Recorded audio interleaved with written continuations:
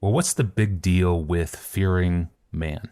What's the problem with trying to impress one another? The desire for peer approval, that dopamine hit that we get when we impress others, that desire to be admired. What's the problem with it all? Well, on Monday we looked at 1 Peter 3:15, and there we saw that the commission that we honor Christ or revere Christ in our hearts. It's a text about fearing God. And it brought back to mind a sermon Pastor John preached 42 years back in the fall of 1980. I wanted to share a clip from that old sermon today that we talked about on Monday. Here's 34-year-old Pastor John to explain this connection between revering Christ and dying to the approval of others. What is this reverencing the Lord Christ in our hearts? What's this amazing thing that has the power to turn the fear of men into hope and the power always to give us a reason for the hope that is in us that we can speak to others? Now, to answer that question in accord with the immediate context, what we need to do, instead of importing our ideas in there and say, well, everybody knows what reverence is to notice what Peter's doing. Peter is quoting from Isaiah. He's quoting from Isaiah chapter 8, verses 12 and 13. And I'd like you to look at that with me. Isaiah chapter 8, verses 12 through 13. He's taken this quote that God gave to Isaiah for his day, and he's adapted it for his own situation. God gave Isaiah a warning in these verses about how he should feel about his adversaries and about how he should feel about the Lord God. We'll start reading at verse 11 of Isaiah 8, and you'll hear immediately the similarity to 1 Peter. The Lord spoke thus to me with his strong hand upon me and warned me not to walk in the way of this people, saying, do not call conspiracy all that this people calls conspiracy, and do not fear what they fear, nor be in dread, but reverence the Lord of hosts. Let him be your fear, and let him be your dread. You can see clearly that Peter was alluding to this text. Not an exact quotation, but an adaptation for his own situation. God had warned Isaiah, don't fear what men fear. Fear me. Reverence me in your hearts.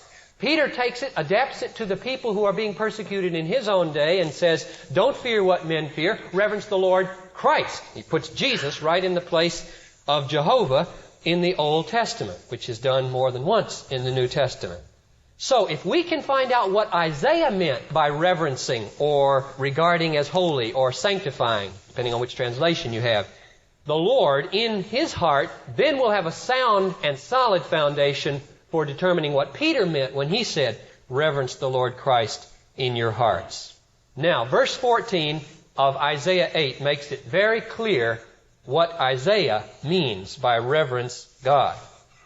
It means fear him instead of fearing men, or dread him instead of dreading men. It says, reverence the Lord of hosts, let him be your fear, let him be your dread. So that's Isaiah's, or God's, explanation of what it means to reverence the Lord in your heart. But now, probably, if you're really with me, you're saying, but surely God doesn't want his chosen people to walk around filled with the emotion of fear towards God. That wouldn't be a very exciting invitation, but only one of misery. But that's not what God meant here, and we can see that it's not what God meant if we just look at the next phrase in verse 14, where he promises that those who do fear him, for them he will become a sanctuary. And then he goes on and talks about what he will become for those who don't believe him, but he will become for those who fear him a sanctuary. Now, a sanctuary is a place where you feel peace and security and hope. So I don't think it would be fair to say this text is teaching that we're always cringing when God is our God. That sounds kind of paradoxical. Let God be your dread, and He will become your sanctuary. But that's what it says. But it's not really as paradoxical as it seems if we take verse 14 to mean not be filled with the emotion of fear towards God all the time, but rather take it to mean something like this. If you reverence God, you will consider the prospect of displeasing Him as a more fearful prospect than displeasing men. That's what it means to let the Lord be your fear.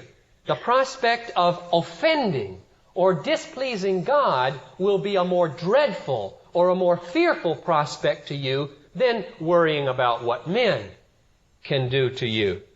The degree of Isaiah's reverence for God was the same as the degree of his desire not to displease God. Now, what in this particular context in Isaiah 8 displeased God? What here in these several verses did God want Isaiah to avoid? Because it would have displeased Him. And the answer is given in verse 12. Do not fear what they fear, and do not be in dread. God would have been displeased with Isaiah if Isaiah had feared men or feared what men could do to him. Why? Why is God so displeased when we, His people, fear men? Why does that offend God? Isn't the answer this? He has made promise upon promise upon promise that He would take care of us. And if we believe those promises, it should take away fear of men. It should fill us with confidence and hope if we believe those promises. But if we fear men, then it's a sign, isn't it, that we're not believing those promises to take care of us. And when you don't believe an honest man, he ought to be offended and displeased because you don't trust him. And so it is with God. God had said to Isaiah, for example, in chapter 41, fear not. And He gives some reasons. For I am with you. I am your God. I will strengthen you. I will help you. I will hold you up with my victorious right hand. For I, the Lord your God, hold your right hand. It is I who say to you, fear not. I will help you. You can just see God pleading with Isaiah and the people of Israel, for goodness sakes, believe me. Chapter 35, say to those who are fearful, have a fearful heart, be strong, fear not. Behold, your God will come with vengeance, with recompense. He will come and save you.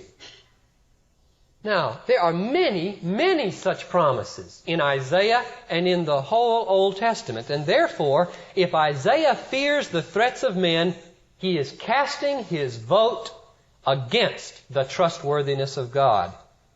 And he does not reverence God in his heart. But if he does not fear men, but instead fears to displease God and thus trusts in God's promises, then he is reverencing God in his heart. Yes, if you reverence God, you will consider the prospect of displeasing Him as a more fearful prospect than displeasing man. Sobering.